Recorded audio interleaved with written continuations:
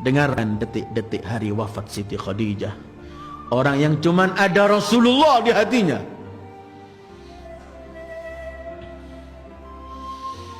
Hari itu beliau sakit, berbaring di tempat tidur yang paling sederhana, di kamar paling sederhana.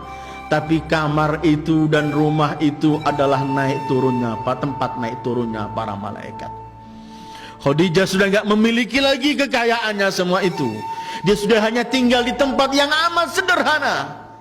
Di kamar sederhana ada Khadijah, ada Rasulullah, ada Zahra yang masih 5 tahun umurnya, salamullahi alaiha. Sunyi, tidak ada satu kalimat pun terungkap di kamar itu. Semua cuman pandang memandang. Khadijah mengeluarkan suara lebih keras, menangis beliau. Kemudian melihat Rasul, sekali melihat putrinya Zahra, memegang Zahra, kemudian memeluk, menangisi Zahra. Memandang Rasul, kemudian sunyi tanpa suara, beliau pecahkan suara pertama. Khadijah berkata, "Ya Rasulullah, aku mungkin di akhir-akhir hayatku, wahai kekasih Allah, aku sangat yakin aku sebagai istrimu, aku belum berbakti sepenuhnya kepadamu. Mohon maafkan semua kekuranganku ya Rasulullah." Rasulullah mendengar suara ini, beliau teriak, "Hasyaki, hasya, tidak wahai Khadijah. Kamu yang menghabiskan hartamu untuk perjuanganku. Kamu orang yang paling dekat kepadaku, setiap sekian orang kerabatku lari. Kamu yang paling berjuang Khadijah, jangan kamu katakan begitu." Khadijah memeluk lagi Fatimah.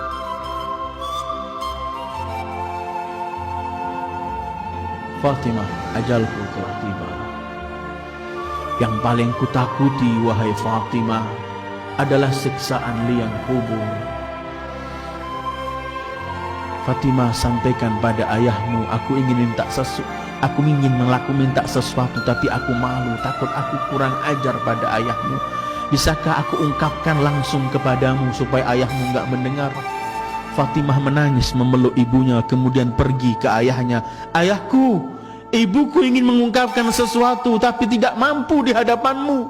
Kata Rasulullah, "Biar ia sampaikan kepadamu, aku tunggu di luar pintu." Sayyidil Wujud keluar depan pintu sallallahu alaihi wasallam. Fatimah dipeluk erat oleh Khadijah. "Putriku Fatimah, aku takut. Inilah akhir hidupku di dunia yang fana. Aku sangat takut dengan liang kubur. Hei putriku, aku ingin minta serban ayahmu yang biasa dipakai untuk menerima wahyu agar menjadi kafanku. Tapi aku tidak berani, mohon, aku takut kurang ajar depan Rasulullah." Fatimah memeluk ibunya, kemudian keluar Khadijah yang menghabiskan seluruh hartanya untuk Rasulullah, menganggap belum berbuat sesuatu untuk Rasulullah dan mau minta serban saja kepada Rasulullah. Dia takut. Bukan artinya takut karena Rasul membentak, karena Rasul begitu, tidak. Fatimah keluar menyampaikan kepada ayahnya. Ayahnya kemudian datang, melepas serbannya, kemudian berkata, "Berkabar gembiralah engkau Khadijah. Berkali-kali Jibril menyampaikan salam Allah untukmu dan telah mempersiapkan istanamu di surga." Dalam riwayat bahkan saat itu Jibril datang dengan kafan, dengan 5 kafan yang pernah saya sampaikan ketika kita membicarakan Imam Husain. Salah satu kafan itu untuk Khadijah. Kemudian Jibril berkata, "Sampaikan salam dari Allah kepada Khadijah, biar ia kembali kepada Allah dengan kafan dari Allah." Dan kemudian diberi kafan serban Rasulullah sallallahu alaihi wasallam. Asma binti Umais datang, melihat Siti Khadijah menangis. Beliau berkata, "Istri Rasul, kenapa engkau menangis? Bukankah engkau istri Rasul? Pasti kedudukanmu tinggi di sisi Allah, pasti surga menantimu." Kata Khadijah, "Aku yakin, tapi aku melihat anak gadis ini masih kecil, wahai Asma. Asma, wanita, gadis itu ketika dikawinkan, di hari pertamanya dia nggak mampu melakukan sesuatu di rumah suaminya. Dia memerlukan pendamping ibunya untuk menyampaikan sesuatu kepadanya. Aduhai kesiannya Zahra di hari perkawinannya, sudah tidak lagi menyaksikan aku. Asma kemudian bersumpah, demi Allah wahai Khadijah, aku akan mendampingi putrimu sampai akhir. Wasadaqat Asma, dan memang Asma begitu akhirnya. Karena di hari perkawinan Siti Fatimah ketika diserahkan ke rumah Imam Ali, Rasulullah pernah berkata, semua yang di kamar keluarlah. Rasulullah kemudian memegang tangan Imam Ali dan Fatimah, kemudian menyampaikan doa. Ketika Rasul menoleh, Rasul di pojok melihat ada baju hitam, ada seseorang. Rasul teriak, siapakah engkau? Bukankah telah kuperintahkan semua harus keluar? Kemudian Asma menoleh, aku Asma ya Rasulullah, aku bukan melanggar perintahmu, tapi aku telah janji dengan ibu Fatimah agar aku antarkan sampai akhir di rumah suaminya.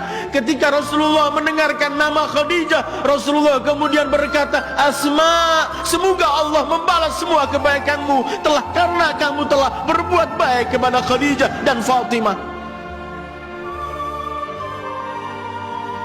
Khadijah wafat. Siti Sayyidah Fatimah mengelilingi jenazah Khadijah, kemudian memegang Rasul seraya berkata, Abata, aina ummi, di mana kelak ibuku? Jibril menyampaikan salam kepada Fatimah, salam dari Allah bahwa ibunya di surga. Ini orang-orang yang sekeliling Rasulullah ayyuhal ikhwah. Ini orang-orang yang dipilih oleh Allah untuk hatinya ada Rasulullah. Setelah Khadijah wafat, Rasul kawin dengan siapapun tidak pernah melupakan Khadijah. Setiap kesempatan yang diingat cuman Khadijah. Dalam Bukhari pernah meriwayatkan, Aisyah pernah berkata, aku tidak pernah cemburu dengan istri Rasul seperti cemburuku dengan Khadijah, padahal aku tidak pernah melihatnya karena ia telah wafat jauh sebelum Rasul mengawini aku. Tapi karena apa? Karena seringnya aku mendengar Rasul memuji Khadijah.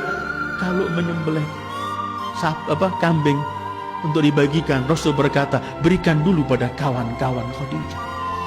Kadang-kadang datang seorang wanita tua, Rasulullah mengamparkan serbanya, disuruh duduk, ditanyai keadaannya, sampai Aisyah berkata, siapa Ajuz, seorang wanita tua yang kamu hormati?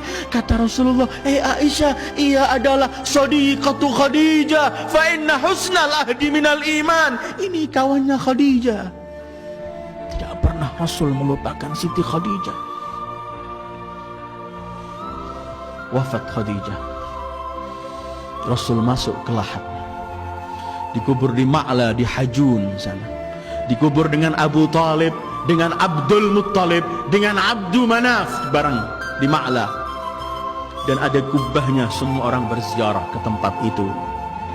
Tetapi tahun 1924